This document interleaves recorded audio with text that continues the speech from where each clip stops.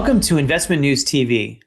My name is Andy Burt, and today I have the privilege of introducing Joshua Lubas, Head of Life and Disability Distribution at MassMutual Strategic Distributors. Joshua, thank you for joining us. Awesome. Thank you so much, Andy. I appreciate the opportunity to be here. Joshua, let's first talk about your new role. What strategic priorities are you focusing on now?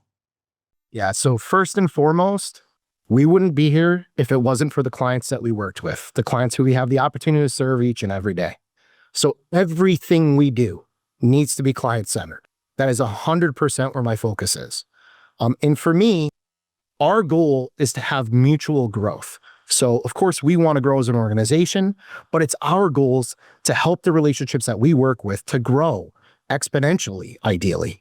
And in order to do so, they have a lot of different carriers they can work with. So the goal for myself and my team is to really deliver a bit of a boutique experience. Although we're a 175-year-old mutual company, we've been around for a long time. We're really proud of who we are and what we do.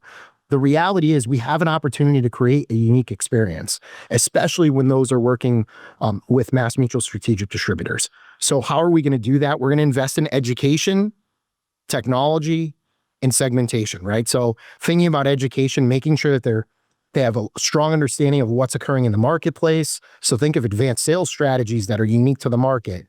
Technology, really making an investment in tech, but not just going out and building it, going out to our customers and saying, hey, what do you need? How is it going to help you operate? What's going to allow you to run your business more efficiently? What technology can we support? And then being able to integrate it.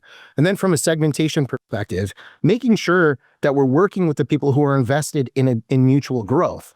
So enhancing our products and streamline processes to make sure that we're building solutions that can help them to be successful, but also building personalized and long-term relationships. We're not just looking for one or two sales. We want to build really positive, forward-thinking relationships that we can carry forward for years. And I think most importantly is being nimble and making sure that we can pivot to what's occurring in the market. The market changes every day. Focus changes every day. We need to be able to be nimble enough to adjust to those changes and make sure that we're meeting, consumer demands. Joshua, can you talk about how your career has taken shape while you've been a part of the start and evolution of MassMutual Strategic Distributors? Yeah, when I started my career with MassMutual, I started on affiliated distribution. And for approximately 16 years, I built, my career and my reputation. And frankly, I think I did a pretty good job, right? Like I was on that side of the house for a long time, had a really successful career, both as a wholesaler and in leadership. And I took a leap of faith, right? As I think about building those types of relationships, I trusted in myself and my own abilities that I could do that in independent distribution. So when I crossed over to MassMutual Strategic Distributors, I had basically given up 16 years of relationships to kind of start all over, but I saw the vision for the future in terms of where we could go and what we could do. And early on in our launch of MassMutual Strategic Distributors, we had some people and some relationships that were willing to take the journey with us. I'll be very real. We were building from scratch. We were essentially a startup within a 175-year-old mutual company, right? We had to kind of build this thing from nothing and try to get people to do business with us. And we had some distributors who were willing to take that journey with us. They were willing to provide feedback and their thoughts. And frankly, it made us better. Without them, we couldn't be where we are today. And I look back at that and I'm like deeply, deeply grateful for those folks and taking that journey with us. You've talked a little bit about leadership and how you've grown in your own career. So in your experience, Joshua, what separates a good leader from a great one in this industry? So for this one, Andy, I actually think it's a pretty easy answer because there's two things that I've always strived for and tried to make sure was a core part of who I am and what I do. And it's authenticity and courageous leadership. So let me just break down authenticity a little bit. I think great leaders live their lives in the values in which that are important to them, and they communicate openly. I think we're in a relationship business, right? And I think the distributors that we have the opportunity to work with, the business partners that we have the opportunity to work with, they can sense when there's a facade, when you're not being your true authentic self. So for me, I've just tried to be me. I've tried to be very real. I've tried to be very direct. I'm honest with our distributors about where we win and where we don't. I do the same with my team. I don't think I couldn't have improved if I didn't have great mentors who always made me better by being honest with me about my areas of opportunity and helping me to improve. So I try to cascade that forward to the people that I get the opportunity to work with every day. The next one is courageous leadership. I think this is a really, really hard one, right? Because courageous leadership drives innovation, but it challenges norms. It challenges the way you always do business. You have to be really, really strong in your convictions and making sure that you're pushing forward. You have to advocate for your team. You have to advocate for what you believe. But a lot of times it's a pivot from what the company maybe has done in the past. I think about MMSD, MassMutual Strategic Distributors, right? This was very different for the organization. Without having courageous leadership, we could have never been successful. And now as I take a look back, we're not just surviving anymore, we're thriving. And it's a combination of those two things. It's that authenticity with our customers. It's courageous leadership to make aggressive changes, to get competitive in the marketplace, and give the distributors something that they can get out and sell. So those two things to me are everything. Joshua, I can tell that communication and relationship building are essential to how you do your work. So how do you approach building strong relationships with independent agents and broker-dealers in today's market?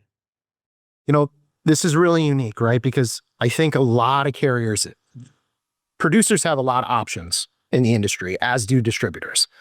And frankly, all the carriers in the market do a wonderful job. But I think what it really comes down to is trust and transparency and shared growth, right? So if the relationships you work with don't trust what you're saying, if you keep making promises that you can't deliver on, you're going to lose that opportunity to continue to work with them. So for me, it's all about being very direct, very honest, and very upfront about what we're able to accomplish and when. So it's the under promise and over deliver. It's kind of, how we build. And I think every time you do that, you gain a little bit more trust, a little bit more growth, and you have the opportunity to continue to work with them. So I also think it's important to use segmentation strategies to tailor your engagement and support, right? So making sure that you think about a personalized approach to whatever that particular distributor is working with, how a retail firm is operating in the marketplace versus how a BGA is working with independent producers is very, very different. So we need to make sure that we can meet both of those needs and we can tailor our approach that's going to help them to succeed. And most importantly, prioritizing ease of doing business and responsiveness. At a minimum, you got to pick up the phone. You got to be accessible. You got to react quickly. You have to be responsive, and you got to focus on making it easier to do business with MassMutual. And I don't want people to think like, listen, we're not effective, or, it takes too long. It should be quick. It should be easy. But the important part is taking those relationships beyond just simple transactions. So you have deep, authentic relationships, and then you make it super simple for them to operate and continue to work with MassMutual.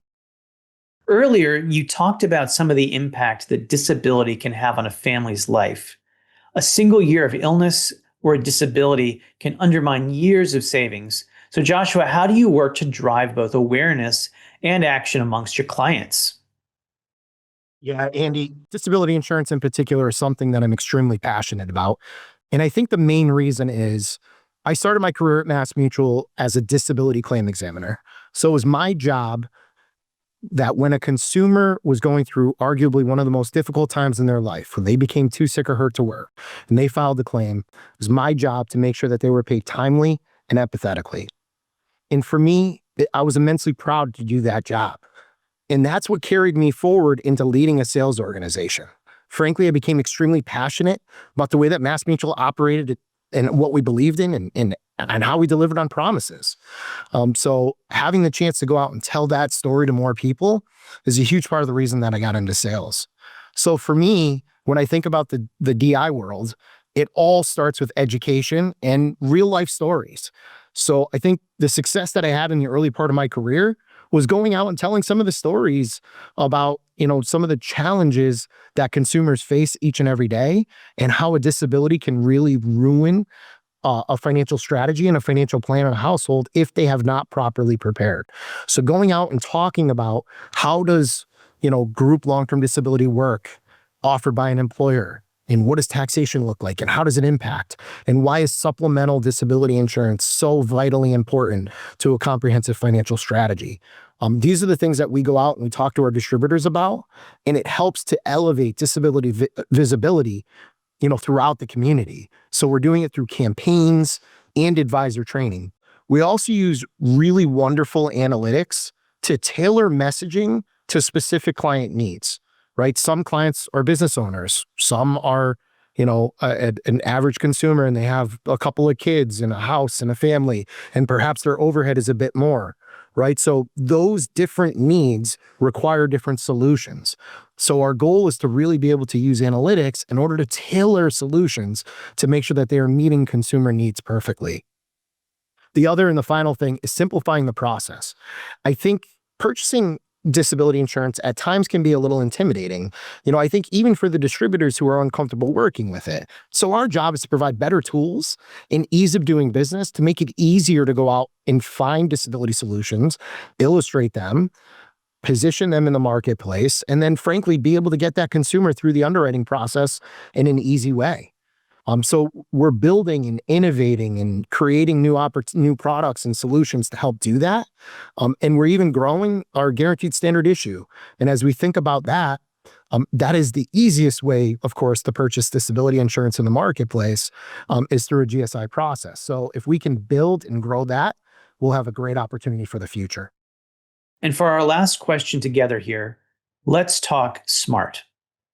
Joshua, what excites you most about the MassMutual Foundation's Future Smart initiative, and how does it tie into your broader vision for impact?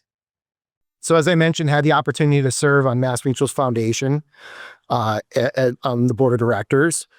And one of the programs that excited me the most was our Future Smart program. We talked about financial literacy. Future Smart is designed to help schools and educators to provide financial literacy programs to their students.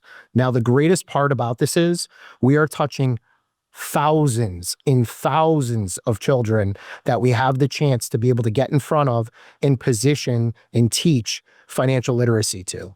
So frankly, the thing that excites me the most is its scale, right? Its accessibility and frankly, the real world impact. We're reaching youth all over the country. It addresses financial literacy gaps, especially in underserved communities, and it empowers our youth with tools for financial decision making. Right. So this is giving them the power. It's helping them to understand, how do I set a strategy? How do I set up a savings? How do I need to be aware of how credit cards work, right? Like the basic functions, but believe it or not, it takes it even further. So for me, it aligns perfectly with my vision of kind of building financial confidence. I wasn't lucky enough to have received that in school. Right. So I went to school in Springfield, Massachusetts. It was a fairly underserved community. Financial literacy was not something that I was taught in school. I grew up in a blue collar household. We talked about that. I didn't get it at home either. Right. So now having the opportunity to be a part of a foundation that is so focused on driving this, it really reflects the commitment to meaningful and community-based change. It's who we are at the core of MassMutual. But if we could start to help the youth of America be financially responsible, think about what and how that carries forward to, multi-generational aspects. So for me, it's something that I'm so proud of what we're doing. And I really love the opportunity to be a part of it. Joshua, thank you so much for opening up both your personal and professional world for us. This has been an incredible conversation. Thank you for your time today. Yeah, thank you so much for the time, Andy. This was really fun. Thanks to you, Joshua. My name is Andy Burt, and thank you for joining Investment News TV.